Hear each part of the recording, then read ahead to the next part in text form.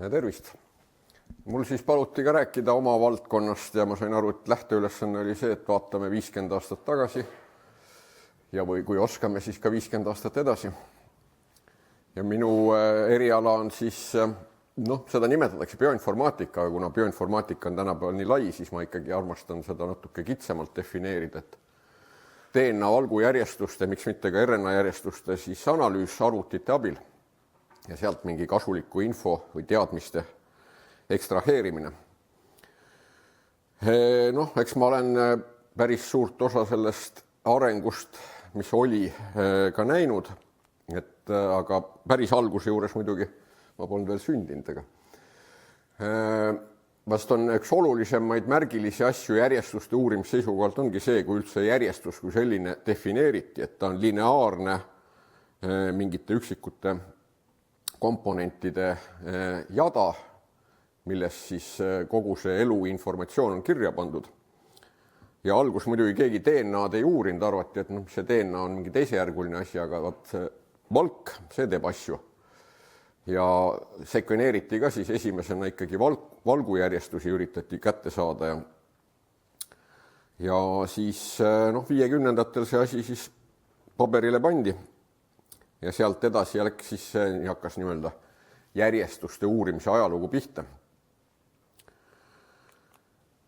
Ja muidugi mina tahaks nüüd siduda selle teema kõik ka arvutitega ja meeldetuletuseks teile, et siis arvutid on, ilmselt see ei ole kellelegi üllatus, aga arvutid on väga palju arenenud viimase 50 aastaga. Aga põhimõtteliselt võib öelda, et ega 60-ndatel suurt arvutiga neid järjestusi analüüsida tegelikult ei saanudki, sest arvutid olid nii kohmakad ja paber oli ikkagi palju parem infokandja, lihtsam, pandi kõik need järjestused paberile. Mul on omal ka ostetud eBayst ja Amazonist neid vanu nii-öelda andmebaase, kus on kõik teadaolevad järjestused kirjas. Et veel 60-ndate lõpus oli suhteliselt tavaline, et sul oli vaja mingit järjestust, siis sa vaatasid seda, võtsid raamatus õige lehekülje lahti ja vaatasid seda. Panid kirja, kõik oma arvutused tegid paberi peal. Olid olemas muidugi suured arvutid. See ei ole kõige suurem arvuti siin pildi peal, et see on juba nii-öelda kõrgem tase ja arenud, kus inimene sai suhteliselt reaalajas ka interakteeruda, aga enne seda olid veel suuremad ja veel raskemini juhitavad arvutid. Aga miks neid järjestusi siis algus uuriti või mida nendest üritati teada saada? Võib-olla siin slaidi peal on selle kohta, et inimesi kõige rohkem ikkagi huvitas tol perioodil see, kuidas elu on tekkinud, kuidas on organismid omavahel suguluses ja valkude järjestuste võrdlemine. Kui neid tekkis nüüd piisavalt paljude organismide kohta, siis see andis suurepärase võimaluse neid küsimusi küsida.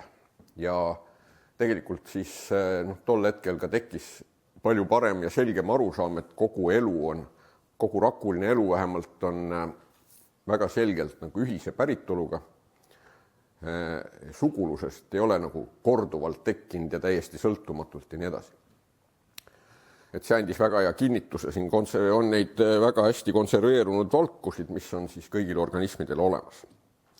Ja üritati ka vaadata, kuidas nad nagu detailsemalt tekivad ja arenevad ja selleks siis kasutatigi esimest korda nagu reaalselt arvutiprogrammi, mis ennustas, millise tõenäosusega võiks sihuke järjestus siis tekkida teiste järjestuste pealt. Ehk siis seal simuleeriti lihtsalt kordusjärjestusi, vaadati, kuidas nad võisid muteeruda ja nii-öelda mingid permutatsioone arvutati läbi, et inimesel oli võib-olla liiga suur töö seda kõike arvutada. 66 oli esimene artikkel, mis klassifitseerub siis nii-öelda bioinformaatiliseks artikliks.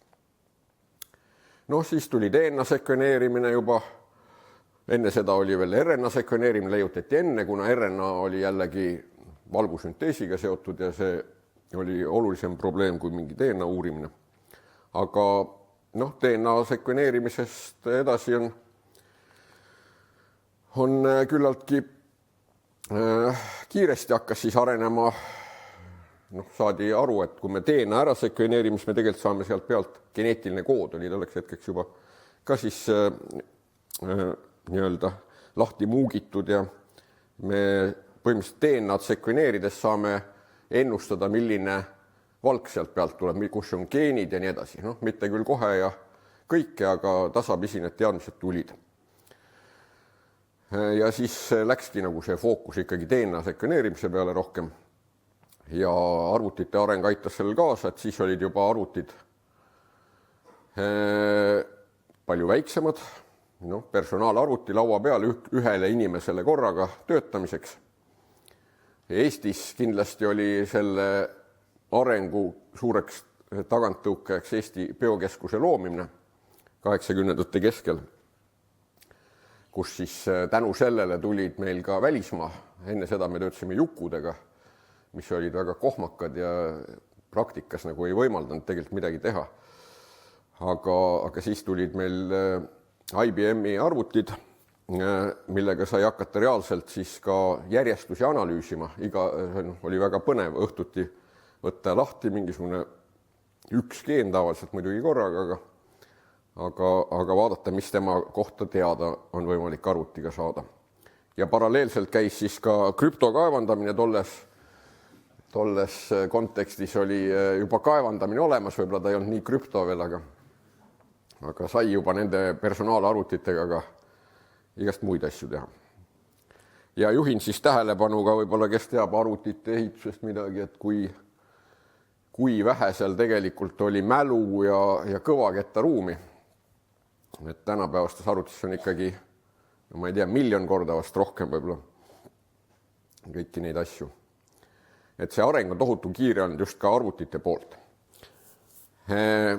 Ja siis 90ndatel leiutati plaast, enne seda oli ka muidugi teisi programme, mis võimaldasid nagu joondada 2 järjestust, nii et nad evolutsioonilises mõttes oleks need samad, päritolud samad osad oleks kohakuti, aga plaast oli selles mõttes revolutsiooniline, et oli ikkagi palju kiirem teistest. Tänu sellele, mis statistika tal oli sisse ehitatud. Ja see võimaldas siis suurte andmebaaside vastu hakata otsima järjestus, et sa saad võrrelda, et sul on üks järjestus ja saad küsida, kas siis seda, et mis liigis ta üldse näiteks on, kui sa ei tea seda, või siis mis tema funktsioon on, võrreldes seda miljonite teiste järjestustega, et see kuskil 90ndatel kogu bioinformaatika põhimõtteliselt tehti plaastiga. Kõik järjestuste joondamised, sugupuude ehitamised, kõik selle juures oli alati mingis rollis oli see plaast ka. Selles mõttes ma pidin ta välja tooma siin. Ja paralleelselt muidugi hakkas genoomi järjestuste uurimine, algus bakterid, hiljem inimese genoom. Ja vast siin hüppame vähe kiiremini, et kuskil 2010 kümnendi alguses siis põhimõtteliselt seda ei saa ignoreerida, toimus täielik revolutsioon sekveneerimises, et sekveneerimine läks umbes 1000 korda odavamaks. Ehk siis meil tekib andmeuputus, meie jaoks sisuliselt on see tagajärg see, et meil on nii palju andmeid, et küsimus on nüüd hoopis teistmoodi, mida nendest andmetest teada saaks. Et enam ei ole võib-olla nii, et kuidas ma saaksin neid andmeid, mida minu uurimusküsimuse jaoks vaja on, vaid pigem nagu vastupidi. Meil on nii palju andmeid, kas äkki mõni bioinformaatik suudaks mulle sealt mingi teaduse välja võtta. See siin pildi peal on siis Illumina masin, mis teeb väikse nii-öelda nagu mikroskoobi slaidi peal, teeb miljoneid nukleotiide suudab teile paari tunniga tekitada. See on praegu suhteliselt mainstream andmete tootmise riistvara. Ja eks siis selles kümnendis seda juba mäletavad kõik, mis siin on toimunud, et põhimõtteliselt mida on võimalik siin arvutitega teha, seda on lõpmata palju, aga esimesena tuleb võib-olla meelde siis viirused, viiruste tüüpide tagaajamine ja kust nad pärit on. Et selle tegelikult sai ka kätte tänu nendele järjestustele, mis meil viiruse kohta oli võimalik ülikiiresti saada. See on tegelikult ajaloos esmakordne, kus nii ruttu sai. Või ütleme, Escherichia kooli mõned outbreakid olid juba varem ka, kus saadi genoomi järjestuse järgi hästi ruttu kätte, kust ta tuli ja miks ta tuli ja kuidas teda nagu vältida. Aga teine ala, mis praegu hakkab väga kiiresti, ütleme, võib ka selle kümnendi uuringute alla panna, paar artiklit on siin juba ilmunud, on inimese genoomi nende nii-öelda hallide alade uurimine, mida seni polnud võimalik uurida. Et põhjus on seal selles, et väikseid asju või me saime järjestusi ainult väikeste juppide kaupa siiamaani, aga nüüd on võimalik järjestada 10 000 nukleotiide järjest, mis võimaldab ka neid raskeid kordusjärjestuste alasid uurida. Ja meie spetsialist on seal, istub üleval, Tarmo Puurand, kes tunneb suurt huvi tsentromeeride vastu ja muude selliste raskete alade vastu, mis on võimalik pikkade lugemitega siis kätte saada. See Nanopoor ja Pacific Biosciences on need, mis võimaldavad meil nüüd uurida täiesti teistsuguseid asju, teada saada täiesti uusi asju. Genomika instituudis on ka siis nüüd olemas Pacific Bioscience'i tehnoloogia, et kes tahab ise uurida, saab sealt tellida oma DNA järjestuste sekveneerimist sealt. Ja mis siis võiks edasi tulla, eks ma jäänisin ka suhteliselt hätta tegelikult selle ennustamisega, nagu Toivogi, et ega ma võin ainult seda öelda, mida ma ise tahaksin edasi uurida, mis mulle tundub, et mida saab nüüd uurida ja mis on nagu huvitav, on see, et me saame tegelikult kasutada seda DNA-d, mis on igal pool olemas, niisuguste kiirelt reageerimist nõudvate asjade diagnostikaks, ehk siis toidu ohutus, toidu päritolu, toidu koostis. Toit huvitab inimesi väga. Et võib-olla meie oleme niisugused filosoofiliselt mõtlevad rohkem, aga keskmine inimene, teda huvitab tervis, toit ja keskkond üha rohkem. Ja keskkonna DNA-d saab ka uurida, tegelikult saab võtta veekogudest proove, sellest võib-olla isegi te mäletate, et kanalisatsioonist uuriti, otsiti koroonaviirust ja leiti palju muid asju ka.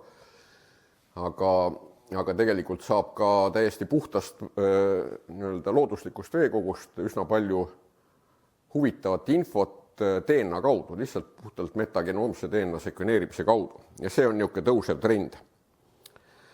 Et niisuguse metagenoomse DNA pealt katsuda siis mingit kasulikku infot sealt välja võtta. Millist täpselt, see on nüüd see leiutamise küsimus. Ja kui veel kaugemasse tulevikku vaadata, mulle meeldib mõelda, et ikkagi see tervise aspekt ka ei jää marju, vaid et inimene saab reaalselt personaalselt ennast iga päev uurida tervise jälgimise seisukohalt ja siis näiteks teie telefoni äppi võib tulla info teie tualetist, kus on sekvenaator sisse ehitatud. Et miks mitte? Iseenesest ju jaapanlased juba biokeemilisi analüüse teevad, et sinna see DNA osa juurde panna ja võib ka olla mingisugune kurgukaape variant ka kuskil kraanikausi juures või midagi sellist. Või ninast vaatate midagi, et siis on nagu palju selgem pilt, et mis need haigused on, mida teil laps lasteaiast on jälle koju toonud või natuke võib-olla saab tervise käitumist paremaks selle kaudu. Aga see on niisugune spekulatsioon. Ja ma üritan siis ka mingit üldistusi teha, et kuidas võib-olla oma valdkonnast, et mis moodi need arvutid on mõjutanud teaduslike avastuste tegemist, et kas see ka kuidagi nagu aitab, et selge on, et ta ühiskonna arengut on mõjutanud väga palju, et kas ta teaduses on ka nagu teinud täiesti revolutsioonilisi uksi avanud meile või ei ole. Ja ega see on keeruline küsimus, et ilmselgelt on näha, et meil tuleb andmeid väga palju juurde, me saame, bioloogid saavad, ütleme, molekulaarbioloogid ja kõik laiemalt ka hiljem, et saavad nende andmete pealt palju uusi asju küsida. Aga samas neid andmeid ka analüüsitakse arvutitega, et kumb siis on nagu limiteeriv selle avastuse tegemise juures. Et kas arvutusvõimsus, et kui me saame need kvantarvutid kunagi tööle, et kas siis me saame avastada midagi täiesti enneolematut. Võib-olla niisugune küsimus. Ja ega niisama filosofeerida võib-olla ei olegi nii hea, aga prooviks ühe näite varal vaadata, et mis siis need senised mustrid on, et kui arvutustest rääkida. Ja ma näiteks valisin siin viirused. Viirustega ma olen kokku puutunud nii-öelda oma doktorantuuri ajal ja siis natuke nüüd ka tänu Tümri viroloogia loengu lugemisele siis ka nüüd hiljuti. vaatasin, seal on hiljuti päris korralik progress on, mida võib isegi nagu suhteliselt tõsiseks avastuseks nimetada. Nimelt selle viiruste klassifitseerimise osas. Et vanasti kuidagi peab inimese elusloodust klassifitseerima, see on tal palju selgem sellest mõelda, mõtlemine läheb kohe paremaks ja selgemaks. Ja seda võib teha erinevat moodi. Ja võimalikult loogiliselt tahaks alati ju klassifitseerida. Ja 70-ndatel siis viirustega, mis on väga heterogeenne seltskond, on väga erinevaid olendeid, prooviti klassifitseerida nende nukliinappe tüübi järgi. Kaheajaline DNA, üheajaline DNA, kaheajaline RNA, üheajaline RNA ja siis veel mõned imelikud juurde. Ja see püsis päris hästi ligi 50 aastat. Ja mis probleem sellega oli see, et ta ei võimaldanud seletada kuidagi viiruste teket. Ta ikkagi need süsteemsed taksonid jäid sinna sugukondade seltside tasemele, neid omavahel nagu kokku ühendada, mis oleks ühist päritolu viirused, see ei võimaldanud, sest ei olnud nagu midagi ühist neil. Ja meil jäigi umbes niimoodi 40 erinevat üksust, mis oleks nagu sõltumatult tekkinud looduses, aga seda nagu ükski hüpotees ka ei kinnitanud. Ühesõnaga oleks vaja leida, mis on neil ühist, mis ühendab neid viirusi kõiki. Ja nüüd ütleme viimase 10 aasta jooksul ilmus paar päris tugevat tööd selles osas, mis selle asemel, et nukleiinappe järgi hakata klassifitseerima viirusi, proovis klassifitseerida pigem struktuursete motiivide järgi, mis on natuke rohkem ja suuremas ulatuses konserveerunud kui puhas järjestus. Järjestuse järgi ei suudetud teha mingit ühtset sugupuud viirust. Ja selle tagajärjel tekkis, siin on näha, kuidas siis transformeerus vana süsteem, 70-ndatel tehtud süsteem, transformeerus täiesti risti-rästi tõsteti viirusi ümber 6 täiesti uut tüüpi viiruste klassiks ja nendel on igal ühel oma nii-öelda signatuur, struktuuri motiiv. Ja enamus neist struktuuri motiividest on seotud viiruse DNA paljundamisega või RNA või nukliinappe paljundamisega üldistatult. Aga osad neist on ka nukliinappe pakkimisega seotud, kus meil ei olnud nagu head motiivi replikatsioonivalgust, siis võeti see kapsiidivalk, mis soodustab viiruse nukliinappe pakkimist kapsiidi sisse. Ja natuke lähemalt vaadates siis DNA viirused, kaheajalised DNA viirused löödi 2 selle kapsiidivalgu struktuuri järgi, leiti, et need on väga vanad struktuurielemendid ja mis on kõigil nii bakteriofaagidel, arhede viirustel kui eukaryootide viirustel olemas. Aga läksid selgelt 2. Ja 3. DNA viiruste klass oli siis üheajalised DNA viirused ja need põhjusel, et nemad paljunevad rolling circle mehhanismiga, mis on põhimõtteliselt erinev teistest kaheajalistest või teistest DNA viirustest. Huvitaval kombel sinna alla pandi ka papillomi viirused, minu suureks üllatuseks, aga seal on omad põhjused ka. Ja RNA viirused jäid kõik 1 grupiks. Ja kui nüüd hakata mõtlema, mis siis võimaldas siukest miks see on oluline? Miks on oluline, et meil tekkis uus taksonoomia ja miks ma seda üldse avastuseks pean? On see, et iga taksonoomia ideaalis võiks peegeldada nende organismide omavahelist sugulust. Ja DNA uurimine muidugi on juba põhjustanud revolutsiooni, näiteks imetajate sugupuus ja täiesti uusi nüansse seal välja toonud, et kuidas tegelik areng oli seotud hoopis mandrite liikumise ja mis hetkel need mandrid omavahel koos olid ja mis hetkel lahus.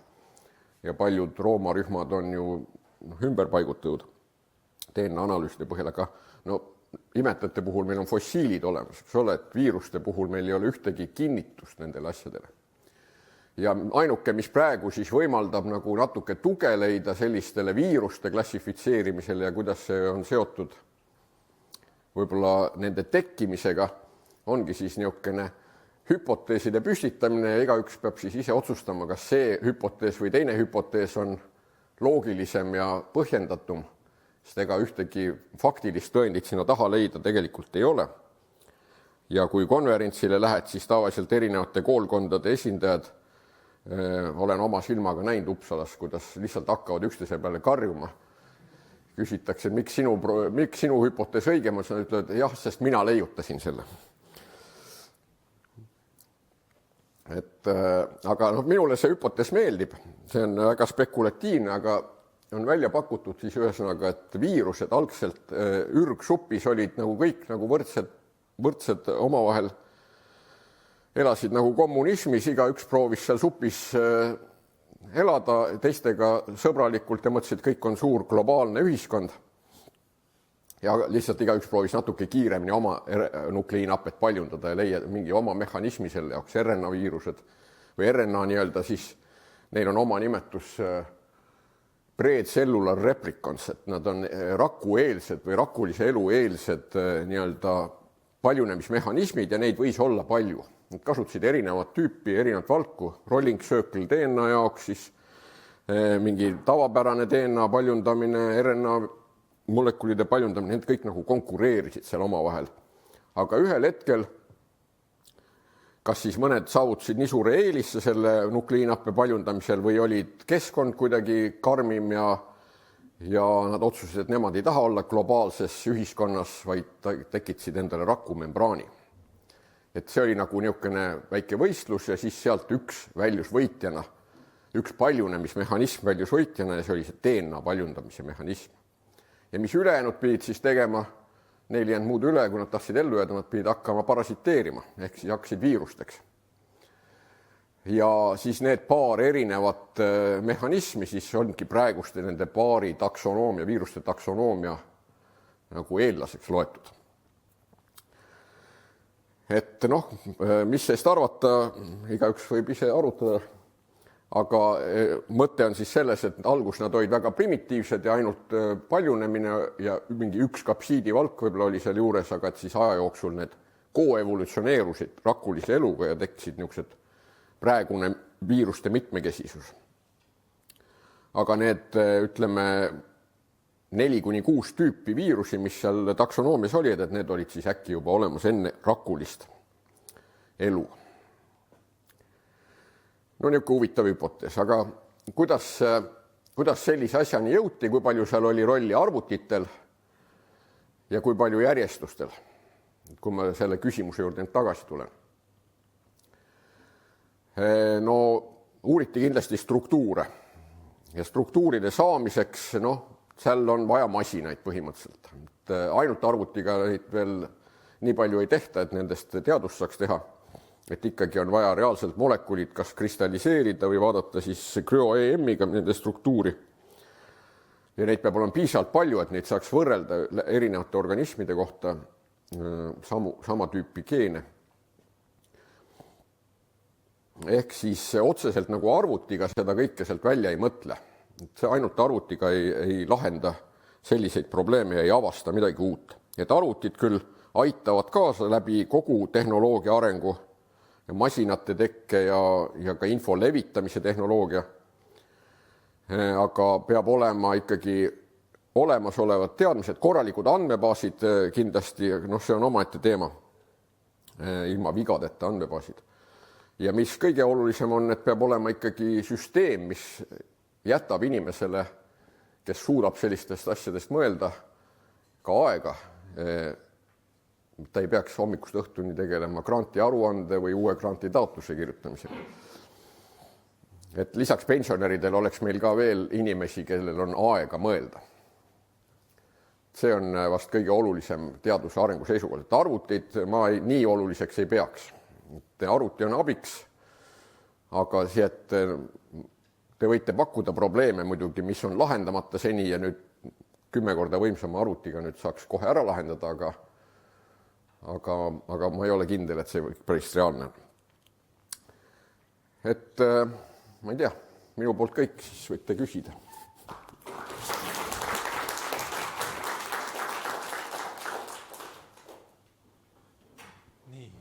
on kellelgi küsimusi?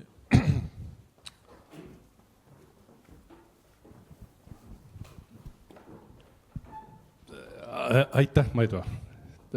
Mul tuleb Hedi Petersoni professori inauguratsiooni loengust meelde üks väide, et kui me samas tempos andmetöötlusega edasi läheme, siis mingi arvu aastate pärast on serverite elektritarve umbes nii suur nagu kogu Eesti teaduse eelarve.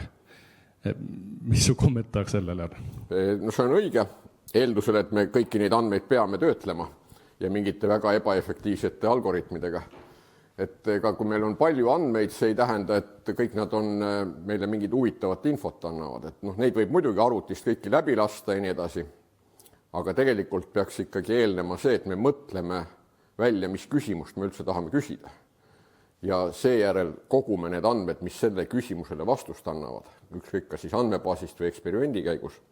Ja siis arvutamine ei ole enam nii suur probleem. Et see on natuke pseudoprobleem, mis arvutiteadlased tekitavad, et neil on vaja hirmus palju arvuteid ja elektreid, sest andmeid on nii palju, aga tegelikult neid andmeid ei ole nii palju vaja üldse, ma ütleks nii. Et on vaja ikkagi nagu sihitud küsimusi rohkem. Kelle on aeg mõelda. Just. Nii, kas keegi sihib veel küsimusi?